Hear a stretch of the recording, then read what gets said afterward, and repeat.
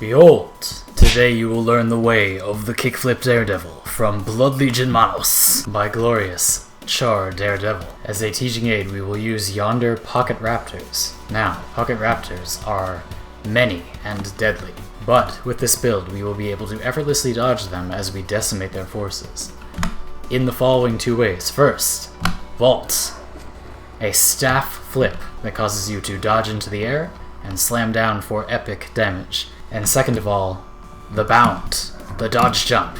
This will move you laterally and also avoid damage and deal damage when you strike down. So, using these two jumps, we will hop all over the pocket raptors and decimate them. Behold. We will approach, dodge into their midst, slam down, and regain our energy, allowing us to continue our bouncing. Watch again, watch closely. We will bounce, bounce, bounce, bounce, bounce, bounce.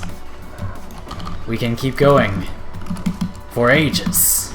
Now, I will not keep you in suspense. Allow me to demonstrate the methodology behind this build. So, when we bounce on an enemy with our staff, our glorious staff, our superior sigil of stamina will replenish our endurance. Now, we're a daredevil, so our endurance gauge is very big. We have 3 dodge rolls, and our dodge rolls are attacks that render us invulnerable.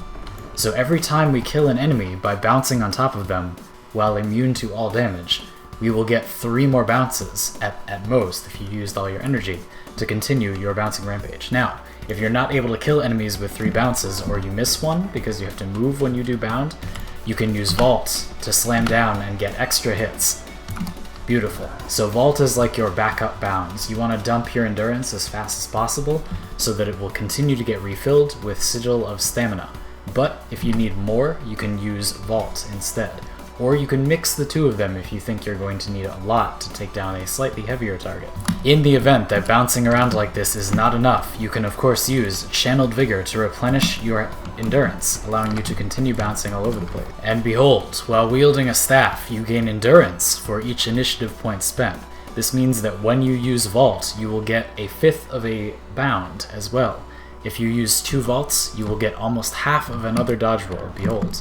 The gauge is now empty, and I'm going to vault, and you see it go up much faster than normal, allowing me to dodge roll again sooner. And if you need even more dodges, you can use Endurance Thief to steal endurance from an enemy. Glorious. We have, of course, Executioner to help you finish off enemies, Mug to help you sustain yourself in the middle of a fight, and of course some damage traits to make sure that you can do the highest possible damage with your jumps. But Zandy Pants, you say in dismay, that is not enough for a well fleshed out build. Sometimes you will not be able to kill enemies with jumps. What do you do then?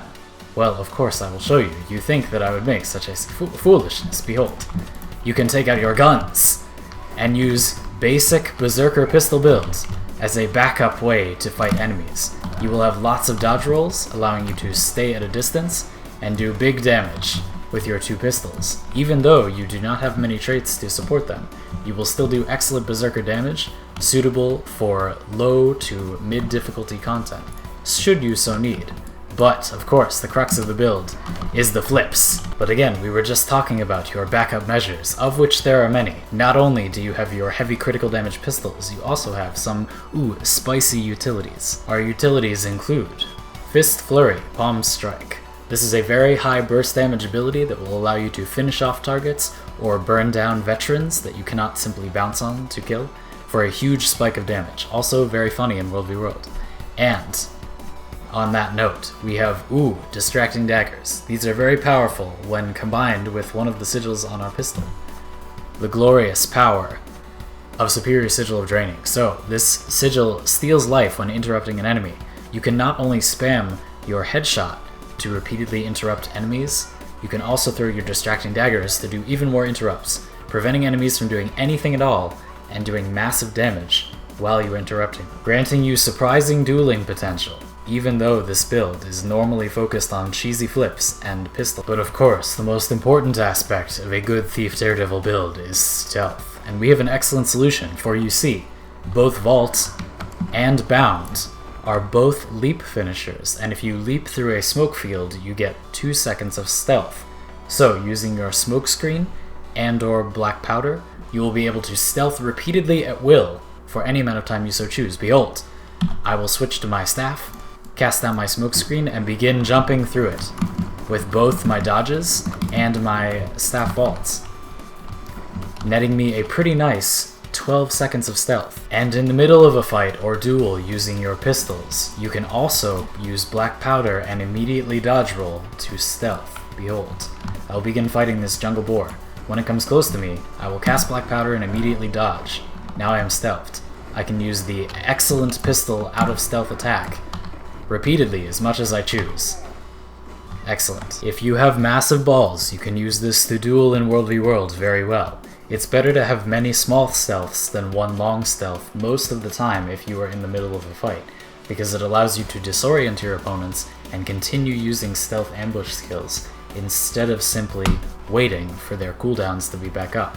You can maintain pressure while preventing them from DPSing you, which is good because this build is very squishy. We have full Berserker gear. I have chosen Rune of the Eagle because this build is silly and I don't want to spend lots of gold on it. I suggest you do the same.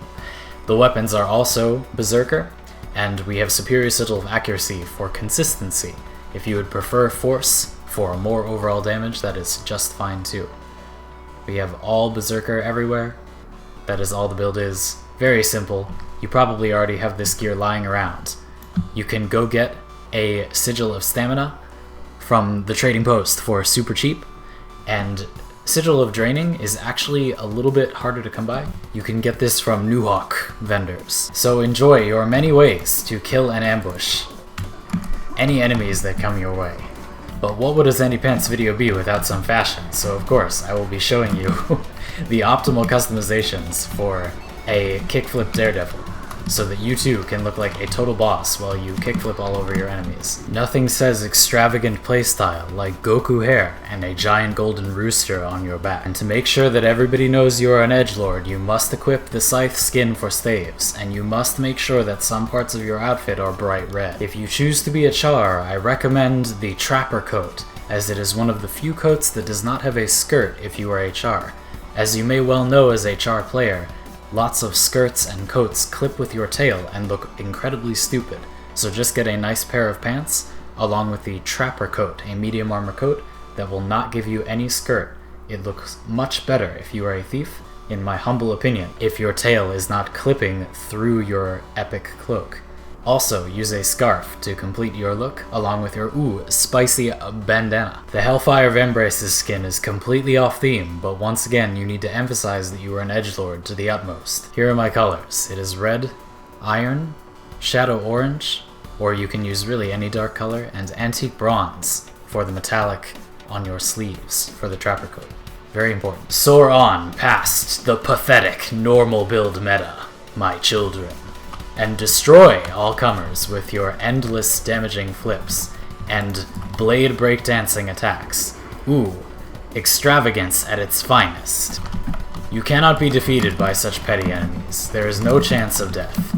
Now, keep in mind, at the end of this video, as we close things out, I think it's responsible of me to suggest that you do not bring this build to serious content.